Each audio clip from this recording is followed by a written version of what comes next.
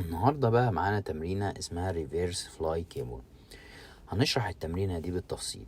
اولا العضلة المستهدفة هنا هي البوستيريور دلتويد اللي هي الكتف الخلفي. هنبدأ بنسحب الكيبل ونحرك الدراع ناحية الخلف، ودراعك يبقى نازل حاجة بسيطة عن مستوى الكتف بتاعك. طيب الحركة دي هينتج عنها دوران العمود الفقري، وهنا هيجي دور الابدومينال اوبليك في الناحية اللي بتتمرن فيها، هي اللي هتشتغل معاك على تثبيت التورسو او الترانك او من اخر الجذع بتاعك. يعني هي دي اللي هتشتغل معاك على ان هي تثبت جسمك عشان تعرف تتمرن كويس. طيب عندك برضو الترابيزز والرامبويدز، هنا هي العضلات اللي هيساعدوك في حركة الابدكت السكابيولا، اللي هي زي ما اتفقنا هي تحريك لوح الكتف للخارج.